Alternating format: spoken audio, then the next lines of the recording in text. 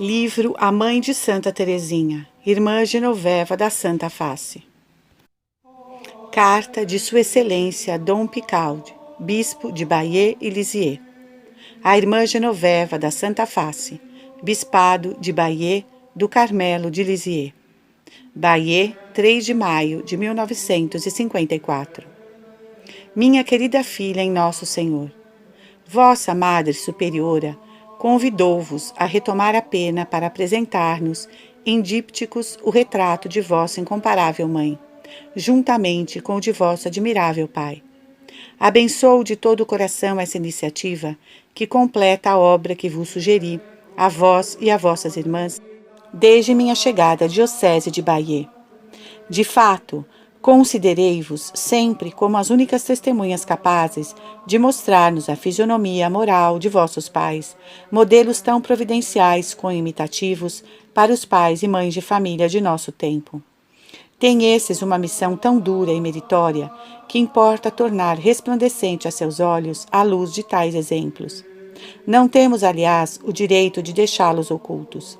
Sem dúvida, a correspondência viva e atraente da senhora Martin tomou já conhecidos muitos rasgos de sua virtude e conquistou-lhe numerosas simpatias. Contudo, sua humildade não atenuou alguns aspectos? Vossas recordações pessoais, unidas às de vossas irmãs mais velhas, nola revelarão tal qual é. Meus melhores votos paternais pela difusão de vosso duplo testemunho filial, que dará glória a Deus, assim como a vossa irmãzinha, fruto bendito da graça de tão casta união. Francisco Maria, Bispo de Bayeux e Lisieux. Advertência. O retrato moral do pai de Santa Teresinha do Menino Jesus, traçado por nossa querida irmã Genoveva de Santa Teresa, suscitou em inúmeros leitores e amigos o desejo de possuir um testemunho análogo sobre a mãe de nossa santa. Julgamos, por nossa vez, muito oportuno recolher todas as preciosas lembranças da última sobrevivente dessa família, abençoada entre todas, para não aquecermos a esse legítimo pedido. Não se pode perder nenhum desses tesouros, pois sua benéfica influência acentuasse cada vez mais. Verificamo-lo particularmente pelo incremento de veneração e de confiança para com os santos pais de Santa Teresa do Menino Jesus, cujos ecos chegam até nós do mundo inteiro. Tal é a finalidade desta brochura, em que Irmã Genoveva da Santa Face acaba de nos revelar pela pena o retrato da heróica mãe, que seu talento de artista já nos fizera amar. As Carmelitas de Lisieux. Introdução. Contava eu apenas 8 anos e 4 meses quando mamãe faleceu. Isso significa que minhas recordações a seu respeito são forçosamente limitadas. Todavia, por ocasião da publicação da História de uma Alma e da História de uma Família, interroguei muitas vezes minhas irmãs mais velhas sobre o que dizia a respeito à minha mãe. Reuni, assim, as notas concernentes a ela. O todo compilado por Madre Inês de Jesus e por mim constituiu a documentação básica da história de uma família. Sob esse aspecto, esse livro pode ser considerado como inteiramente inspirado por nós. É digno de fé. Nessa compilação, especialmente consagrada à minha mãe, classificarei para maior clareza, em diversos títulos, minhas próprias recordações e as dos arquivos de família. O alcance restrito de uma brochura não permite inserir a correspondência assaz volumosa de nossa mãe, cerca de 200 cartas já publicadas. Citarei, porém, trechos que revelarão melhor do que qualquer interpretação sua personalidade tão rica. Além disso, recorrerei largamente às cartas de sua irmã e confidente íntima, Visitandina em Mans, como também as de Maria, minha irmã mais velha, que viveu a seu lado os 2 últimos anos de sua vida. Ao empregar a palavra santa, referindo-me à minha mãe, no decurso destas memórias, ou citá-la em testemunhos de outrem, é minha intenção dar a essa expressão um caráter absolutamente privado. e já de início revelo, como frontispício destes testemunhos, o traço característico de nossa mãe, sobre o qual minhas irmãs se apoiaram nos processos de beatificação e de canonização da serva de Deus Teresa do Menino Jesus. Elas atestam que nossa mãe era a abnegação personificada, dotada de grande coragem, caráter extraordinariamente enérgico, coração muito sensível e generoso, sempre orientado para Deus, em quem depositava heróica confiança. Irmã Genoveva da Santa Face e de Santa Teresa. Carmelo de Lisieux, 2 de janeiro de 1954. 1. O retrato moral de minha mãe. Juventude. Minha mãe Zélia Guerin nasceu no dia 23 de dezembro de 1831, perto de Alesson, na comuna de Gandelin, no bairro de Saint-Denis-sur-Sarton, onde seu pai, antigo soldado do Império, se alistara no corpo de polícia. Batizada no dia seguinte na igreja da localidade, recebeu o nome de Maria Azélia. Entretanto, chamavam-na sempre Zélia, nome que lhe convinha muito bem, pois em todas as suas atitudes brilhava intensamente o mais puro zelo. Sua mãe, de fé robusta, mas muito austera, não a compreendia e feria sua delicada sensibilidade. Isso a levará a escrever mais tarde que sua juventude foi triste como uma mortalha. Um detalhe apenas o prova. Zélia, apesar do desejo ardente de possuir bonecas em sua infância, nunca teve sequer uma pequenina. As frequentes enxaquecas de que sofria tornavam ainda mais penosa a sua situação. Juntamente com sua irmã, que mais tarde se consagraria a Deus na Visitação, com o nome de Irmã Maria Docitéia, entrou como externa no Colégio da Adoração Perpétua de Alesson, mantido pelas religiosas dos Sagrados Corações de Picpus. Teve belos sucessos escolares, aurindo também nesse ambiente terna e sólida piedade.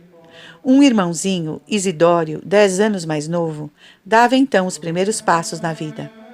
A exemplo de sua irmã mais velha, desejou consagrar-se a Nosso Senhor e apresentou-se às irmãs de São Vicente de Paulo na Santa Casa de Alençon. Mas a superiora dissuadiu-a, devido talvez à sua saúde. Foi então que fez esta prece. Meu Deus, já que não sou digna de ser vossa esposa como minha irmã, abraçarei o estado do matrimônio para cumprir vossa santa vontade. Peço-vos então muitos filhos e que vos sejam todos consagrados. Suplicou a Nossa Senhora que lhe indicasse a maneira de assegurar pecuniariamente seu futuro. E no dia 8 de dezembro de 1851, durante uma ocupação absorvente, distinguiu muito claramente uma espécie de voz interior que lhe dizia: ocupa-te com o ponto de Alençon. Entrou, pois, numa escola profissional, mas saiu antes de terminar o curso para evitar a presença assídua do chefe do estabelecimento. Pelos fins do ano de 1835, estabeleceu-se por conta própria como fabricante do ponto de Alençon. Minhas irmãs mais velhas afirmam que mamãe era tão hábil, quão viva e inteligente.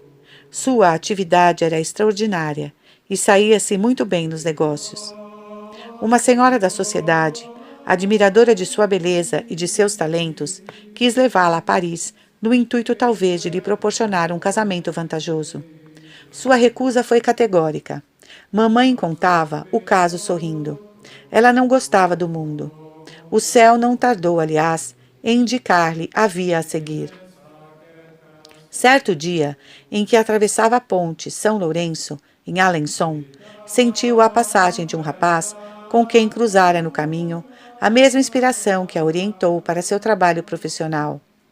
É este que preparei para ti. As duas famílias não se conheciam, mas minha avó, Martã, observara na escola de rendas as qualidades eminentes de Zélia Guerin. Ela a desejou para seu filho, e sua perspicácia materna oferecia-lhe um tesouro. No dia 13 de julho de 1858, Zélia Guerin desposava Luiz Martin, filho de um capitão aposentado. Instalaram-se na rua Pont-Neuf, em Alençon, onde papai abrira uma relojoaria. Ele ia completar 35 anos e ela 27 no fim do ano. Vida familiar.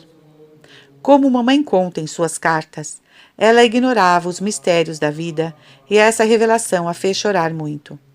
Papai aproveitou a ocasião para comunicar-lhe seu projeto de uma vida como irmãos. Ela aceitou, apesar de seu primeiro desejo de ter filhos. Entretanto, Deus tinha sobre eles outros desígnios. Acham-se estes bem indicados na dedicatória do livro sobre o nono e último florão de sua coroa. À santa e imortal memória de Luiz José Stanislau Martin e de Maria Zélia Guerin, felizes pais da irmã Teresa do Menino Jesus, para servir de exemplo a todos os pais cristãos. E neste testemunho mais recente, por ocasião da canonização de Santa Teresinha. A sociedade necessita mais do que nunca de uma chamada à ordem, de um exemplo vivo que ilustre magnificamente, ao olhar de todos, a santidade do estado do matrimônio e da observância das leis da moral conjugal. Está claro que o alcance providencial dessa canonização ultrapassa a própria santa e que a Igreja, ao elevar sobre os altares a nona filha de Luiz Martin e Zélia Guerin, coroa, na glória da pilha, as altas virtudes dos pais, genitores de uma família numerosa e santa, modelos insígnes de esposos cristãos. Com efeito, depois de muitos meses, a conselho de seu confessor, quiseram de comum acordo ter muitos filhos, para oferecer ao Senhor. Restituíram então à família um menino que tinham acolhido provisoriamente após seu virginal projeto, todo fundado numa inteira comunhão de sentimentos, de fé cristã e de piedade. Ao escrever a história de sua vida, nossa Santa Teresinha tinha razão de agradecer ao Senhor, que a fez nascer numa terra santa e toda impregnada de virginal perfume. Fiel a seu princípio, nossa mãe não tinha medo da maternidade. Ao saber que uma senhora da região dera à luz a trigêmeos, disse ela: ó, feliz mãe, se eu tivesse ao menos 2, mas não terei jamais essa felicidade. Amo loucamente as crianças. É um trabalho tão doce ocupar-se das criancinhas. Sua correspondência está cheia dessas exclamações de alegria materna. Escrevia a seu irmão, Sr. Guerin, no dia 23 de abril de 1865, após o nascimento de sua Helenazinha, que deveria morrer em tenra idade. Há 15 dias, fui ver aquela que está com a ama. Não me lembro de ter jamais experimentado um sentimento de tal felicidade como no momento em que a tomei nos braços e ela me sorriu tão graciosamente que acreditava ver um anjo. Numa palavra, é inexprimível para mim. Acho que nunca se viu nem se verá jamais uma criança tão encantadora. Minha Helenazinha. Quando enfim terei a felicidade de possuí-la inteiramente, não posso pensar que tenho a honra de ser mãe de criatura tão deliciosa. Longe de medir fadigas, sua confiança sobrenatural levava a confessar mais tarde à sua cunhada, a senhora Guerin, de saúde delicada e que esperava um filho. Nosso Senhor não pede nada acima de nossas forças. Vi muitas vezes meu marido preocupar-se comigo sobre este ponto, e eu permanecia absolutamente tranquila. Dizia-lhe: não receeis, nosso Senhor está conosco. No entanto, eu estava acabrunhada de trabalhos e preocupações de toda sorte, mas tinha firme confiança de ser sustentada pelo alto. O que não a impedia de fazer esta confidência a seus parentes de Lisieux. Se tiveres tantos filhos quanto eu, isso exigirá muita abnegação e o desejo de enriquecer o céu com novos eleitos. Após cada nascimento, fazia logo esta prece: Senhor, concedei-me a graça de vos ser consagrado este filho, e que nada venha manchar a pureza de sua alma. Prefiro que o leveis imediatamente, caso venha perder-se para sempre. Sua união com Deus e o fervor de suas orações, quando esperava um filho, eram tão grandes que se admirava de não ver disposições para a piedade desde o despertar da inteligência desses pequeninos. Maria, sua filha mais velha, tinha apenas 4 anos e Paulinazinha contava somente 2, quando ela confiava sua decepção à querida visitandina. Esta, por sua vez, escrevia a seu irmão no dia 2 de fevereiro de 1864. Zélia já se atormenta por não ver sinais de piedade em suas filhas.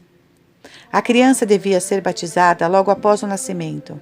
Sempre se informava sobre este ponto quando se tratava dos filhos de seus parentes. Quanto ao batizado de Teresinha, foi preciso ser adiado 2 dias. Deixo aqui a palavra da Madre Inês de Jesus. Interrogada nos processos sobre o motivo desta demora, respondeu: porque se esperava o padrinho. Durante esse intervalo, nossa piedosa mãe estava em contínuos sobressaltos. Pelo temor de sobrevir algum mal, a criança imaginara constantemente que a pequena estava em perigo. Mamãe teve 9 filhos, dos quais 4 morreram ainda pequenos. De acordo com meu pai, quis dar a todos o nome de Maria, unido ao outro nome, ao de José, para os 2 meninos. No dia 8 de dezembro de 1860, pedira à Imaculada Conceição um segundo filho, e 9 meses depois chegava a Paulina, que se seguiu a Maria, a primogênita. Escreverá mais tarde a Paulina esse testemunho de seu amor e de nosso Pai pelos filhos. Vivíamos somente para eles, eram nossa felicidade. Jamais a encontrávamos fora deles. Numa palavra, nada nos custava, o mundo não mais nos pesava. Era para mim a grande compensação. Por isso eu desejava ter muitos filhos, além de educá-los para o céu. 4 de março de 1877. Já mencionei a perfeita compreensão entre meus pais, ainda que, à primeira vista, suas opiniões divergissem um pouco sobre um ponto qualquer. Mamãe tinha, por meu pai, tanta admiração quanto afeição, e deixava-o exercer plenamente uma autoridade deveras patriarcal. Minhas irmãs afirmaram diversas vezes que sua união foi sem nuvens, e a correspondência de minha mãe prova-o. Mostra também que mamãe não podia viver longe dele, mesmo por alguns dias. As cartas que lhe escrevia terminam com frases como esta, eco fiel de seus sentimentos. Tua esposa que te ama mais do que a própria vida. O senhor cônego do Maine, vigário-geral de Sés, que batizou Teresa, quando vigário de Nossa Senhora de Alençon, que conhecia bem nossa família, fez este elogio nos processos. Era admirável a união nesta família, tanto entre os esposos como entre pais e filhos. Nossa mãe ocupava-se ativamente de nossa educação. Lembro-me que fazia conosco a oração da manhã e da noite e ensinava-nos principalmente essa fórmula do oferecimento do dia. Meu Deus, dou-vos o meu coração. Tomai-o, eu vos peço, a fim de que nenhuma criatura o possua, a não ser vós só, meu bom Jesus. Habituava-nos a obedecer por amor, para agradar ao menino Jesus com pequenos sacrifícios. O terço de práticas servia para contá-los. Era composto de contas móveis, enfiadas em um cordão, que eram puxados à vontade. Esta obra de formação começava bem cedo. Escrevia a seu irmão que se preocupava com a vivacidade de sua filha mais velha. Não te inquietes por ser muito viva tua Joaninha. Isso não a impedirá de ser uma excelente filha mais tarde e de ser a tua consolação. Lembro-me de que Paulina era a mesma coisa, até a idade de 2 anos. Eu ficava desolada, e agora é a melhor. Devo dizer-te que não a mimei, e por pequenina que fosse, não deixava passar nada, sem, no entanto, a martirizar. Mas ela devia ceder. Lê-se numa carta de Irmã Maria Docitéia a seu irmão. Zélia escrevia-me, em sua última carta, alguma coisa sobre suas filhinhas. Pergunta a Maria se cometeu tal falta. A pequena examina sua consciência e, após um momento, responde: não, não fiz isso. Diz-lhe então que vai deitar-se e que Nosso Senhor está em seu coração. Seu rostinho resplandece de alegria. Quanto a Paulina, se suas irmãs querem tomar-lhe as coisas, e se lhe diz: dá-lhe, minha filhinha, é uma pérola para a tua coroa, então ela não opõe mais resistência. Mamãe velava atentamente sobre nós, afastando até a sombra do mal. Pouco depois do nascimento de Teresa, todas as meninas brincavam de batizado no jardim.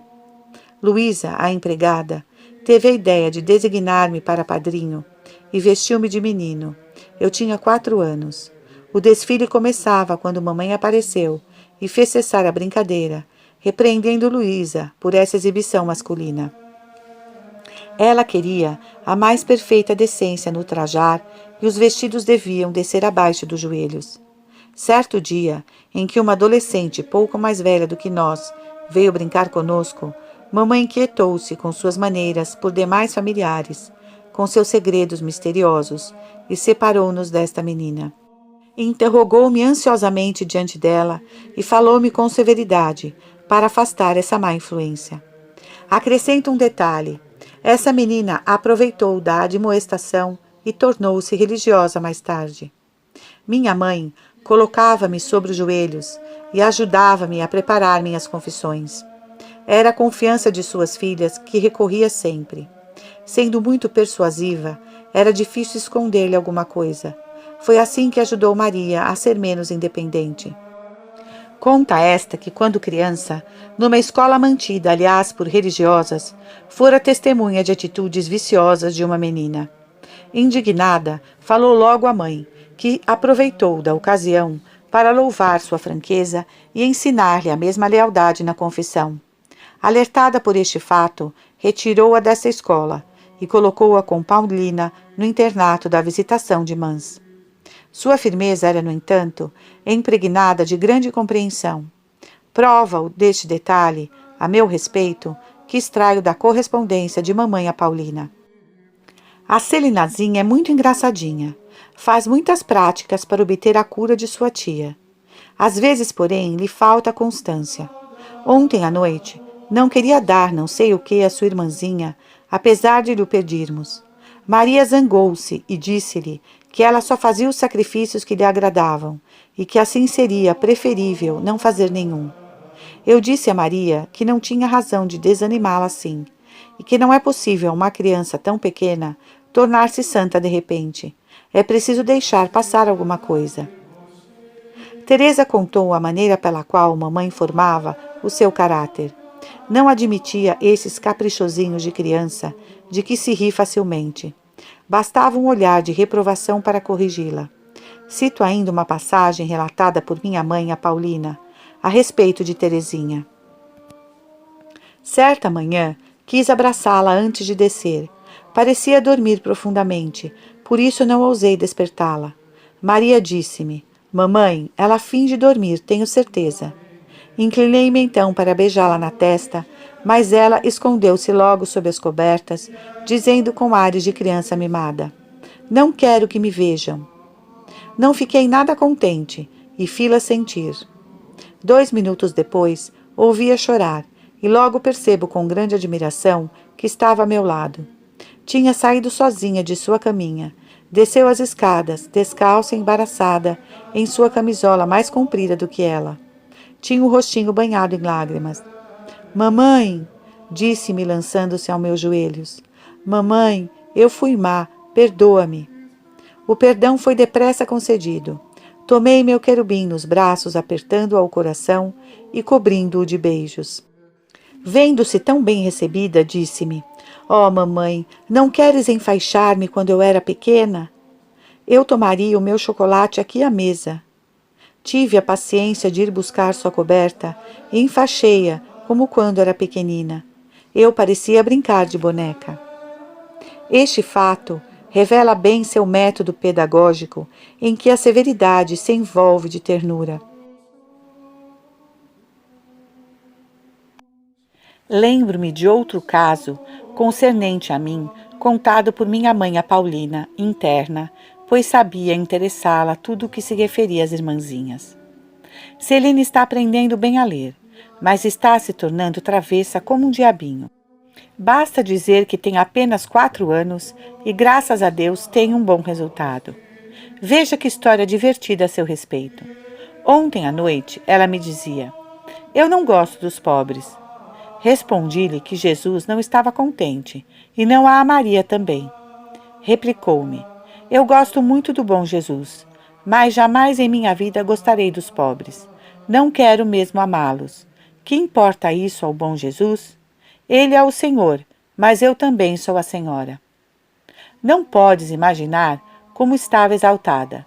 Ninguém pôde convencê-la. Mas há uma explicação para a sua raiva dos pobres. Há alguns dias, achava-se à porta com uma amiguinha quando passou uma criança pobre e as olhou com um ar atrevido e zombeteiro. Isso não agradou a Celina, que disse à menina: vai-te embora. Esta, furiosa, deu-lhe, antes de se afastar, uma bofetada bem dada. Uma hora depois, ela estava ainda com o rosto vermelho. Incitei-a a perdoar a pobrezinha, mas ela não se esqueceu do incidente e declarou-me ontem: queres, mamãe, que eu goste dos pobres que vêm me dar palmadas a ponto de ficar com o rosto todo vermelho? Não, não gosto deles. Mas a noite é boa conselheira. A primeira palavra que me disse esta manhã foi para anunciar-me que tinha um belo ramalhete para Nossa Senhora e o Bom Jesus. Depois acrescentou: agora eu gosto muito dos pobres. Era assim que, sem violência, sabia convencer-nos. Entretanto, com Leônia, mamãe teve mais dificuldades. Ela não conseguia abrir seu coração. Era um mistério sua teimosia e seus temores, mesclados de transportes afetuosos. Mamãe rezou muito por essa filha, a quem via frequentemente doentia, atrasada nos estudos e tristonha. Tentou por 2 vezes colocá-la no internato da Visitação de Mans com suas irmãs Maria e Paulina, mas as religiosas não puderam ficar com ela. Numa dessas ocasiões, irmã Maria Dositeia escreveu a seu irmão e a sua cunhada: espero Zélia amanhã. Não será uma visita alegre, por certo. Ela virá buscar Leônia. Como tenho pena dessa pobre e querida irmã. E alguns dias depois, estive com Zélia. Estava muito resignada. Ela reconhece que cabe aos pais o trabalho com os filhos, quando estes não são como os demais. Com efeito, seu bom senso levava-a a dizer: não gosto de pedir exceções, nem de sair do regulamento. É-se bem mais feliz, mesmo desde essa vida, quando se cumpre corajosamente o seu dever. No dia 1º de junho de 1874, nossa mãe escrevia ainda à sua cunhada a respeito de Leônia: só tenho fé no milagre para mudar esse temperamento. Não mereço milagre, é verdade, contudo espero contra toda esperança. Quanto mais a vejo difícil, mais me persuado de que Nosso Senhor não permitirá que ela fique assim. Quando, em 1877, faleceu nossa querida tia Visitandina, minha mãe confiou muito particularmente à pobre pequena a sua celeste proteção. E logo depois descobriu a chave do enigma. Era a empregada que, mais por inaptidão do que por malícia, aterrorizava ocultamente a menina e impedia-lhe a expansão. Mamãe pôs imediatamente ordem, subtraindo Leônia a essa influência desastrosa e procurou reconquistar sua confiança. Foi essa a grande preocupação de mamãe ao sentir-se mortalmente enferma. Encontram-se na correspondência dessa época frases que traem sua angústia. Confessa a nossa tia Guerin: o que mais me inquieta é seu futuro. Pergunto muitas vezes o que será dela se eu vier a faltar-lhe. Nem ouso pensar nisso. Se fosse preciso o sacrifício de minha vida para que se torne santa, eu a faria de bom grado.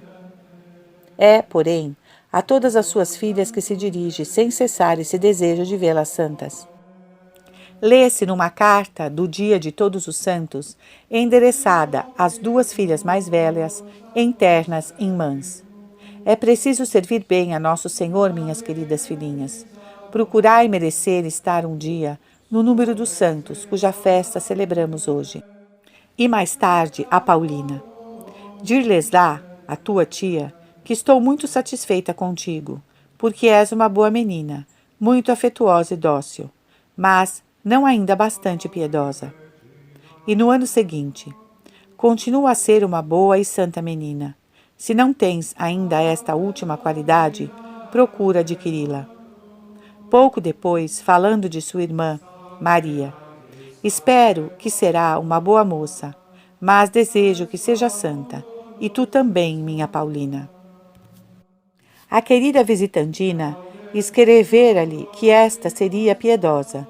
Ela exclamou então: como isso me deixou feliz! Depois volta-se para sua Leônia, referindo-se à peregrinação a Lourdes. Pelo menos, se Nossa Senhora não me curar, suplicar-lhe-ei que cure minha filha. Abra sua inteligência e faça dela uma santa. Após a volta, seu estado tendo-se agravado, como direi mais adiante, espera ainda a cura para terminar sua missão junto das filhas. Daí esse grito de fé que lança a Paulina. Pois bem, espero sempre esse milagre da bondade e da onipotência de Deus por intercessão de sua Santa Mãe. Não lhe peço tirar-me completamente o mal, mas somente deixar-me viver alguns anos para ter tempo de educar minhas filhas, e sobretudo essa pobre Leônia, que precisa muito de mim e de quem tenho tanta pena. Ela é menos privilegiada do que vós quanto aos dons naturais, mas, apesar disso, tem um coração que deseja amar e ser amado, e somente uma mãe poderá testemunhar-lhe, a todo instante, a afeição de que é ávida, e segui-la bastante de perto, para fazer-lhe bem. Mamãe devotou-se com tão fino tato, que a pequena se apegou a ela perdidamente, a ponto de se tornar importuna. Entretanto, diante de um sacrifício, não era tão fácil. Para conseguir pouco a pouco, levando-a pela ternura, mamãe imaginava meios como este: fazê-la colocar uma noz na gaveta a cada sacrifício aceito. Todas as tardes revistava a gaveta com certa apreensão. Mas, no fundo, nossa Leônia era excelente. Já em 1875, minha mãe escrevia à sua cunhada: não estou descontente com minha Leônia. Se conseguíssemos vencer sua teimosia, abrandar um pouco mais seu caráter, ela seria uma boa menina, devotada, sem receio de sacrificar-se. Tem uma vontade de ferro, quando quer uma coisa, vence todos os obstáculos para chegar a seu fim. Acrescento que ela aliava a um bom julgamento, humilde e doçura natural. Tinha, sobretudo, um coração de ouro, o que nossa mãe confirma várias vezes em suas cartas, onde encontro passagens como estas: Leônia recusava-se a ir a Lisieux para ceder-me sua vez, e quando exigiram que ela fosse deixando-nos em casa, nós, as duas menores, disse a Teresa: está bem, minha querida, eu te trarei todos os doces que me derem. Continua a citação da missiva materna. Esta tarde, chamei-a para junto de mim, a fim de que lesse algumas orações, mas logo se cansou e disse-me: mamãe, conta-me a vida de nosso Senhor Jesus Cristo. Eu não estava disposta a contar. Cansa-me muito. Tenho sempre dor de garganta. Enfim, fiz um esforço e contei-lhe a vida de nosso Senhor. Quando cheguei na paixão, começou a chorar. Fiquei contente, vendo nela esses sentimentos. O futuro devia responder a esta esperança e à confiança invencível de nossa mãe. Confirmou também a predição de nossa tia visitandina, que anunciara que esta criança, objeto de tantas lágrimas, tornar-se-ia uma santa. Com efeito, após a morte de mamãe, nossa irmã refez-se completamente. Viveu mais de 40 anos no mosteiro, que edificou por suas virtudes e onde morreu santamente. Na visitação de Caim. Tal sucesso sobre um temperamento difícil e pouco favorecido pelos dons da natureza foi considerado como a obra-prima de uma mãe enquanto educadora. Se nossa mãe reprimia em nós as menores tendências defeituosas, gostava entretanto de ver-nos alegres e cheias de entusiasmo, e mesmo recreava-se conosco, embora precisasse depois prolongar seu dia de trabalho até meia-noite ou mais. Muito simples em seu trajar, mamãe gostava de esmerar-se no de suas filhas. Sua correspondência deixa transparecer essa justa e matura ufania. Nossa irmã Maria anotou esta passagem. Eu contava 7 anos, quando certo dia, em que estávamos vestidos de lã acetinada azul marinho, mamãe chamou-nos, às 4, para ver-nos antes de nosso passeio. Olhou-nos longamente com complacência e ternura. Depois disse-nos: Ide agora, minhas filhinhas. Mas evitou elogiar os nossos vestidos, que eu própria achava muito bonitos, a fim de não despertar em nós a vaidade. Nossa mãe vigiou sempre por desviar-nos de toda a tentação de luxo. Bem mais tarde contou a Paulina certa propensão de sua filha mais velha para cair nessa cilada. Tratava-se de um passeio em janeiro de 1876. Maria olhava as meninas da idade de Celina e Teresa para invejar sua toilette e suplicar-me que as vestisse assim. É o caso de dizer que nunca se está satisfeito. Ambas se vestem como nunca o fiz para as outras, mas isso ainda não bastava, porque vê coisa melhor. Entretanto, não desejo subir mais alto. Isso tudo é uma verdadeira escravidão. Na verdade, és escravo da moda. Sabes, porém, que para si, tua irmã detesta a vaidade. Minha mãe agia, entretanto, sem estreiteza de espírito. Observava as conveniências de sua posição, embora afirmasse: detesto o luxo para mim. Mas aplicava-se a vestir bem suas filhas dentro dos limites da simplicidade. Quando Maria saiu do internato, não quis proporcionar-lhe relações mundanas e recusou deixá-la participar de pequenos vesperais dançantes. Depois de tê-lo confiado à sua cunhada, abre-se a Paulina. Eu sei bem que Maria nada tem que temer nessa reunião de mocinhas, mas não gosto de vê-la com pessoas tão ricas. Isso provoca invejas malsãs. Não desejo de modo algum relações com essas pessoas. E no mesmo sentido, todos nós somos um pouco assim. Desejamos o que não podemos ter, e quando o possuímos, mostramo-nos desgostosos.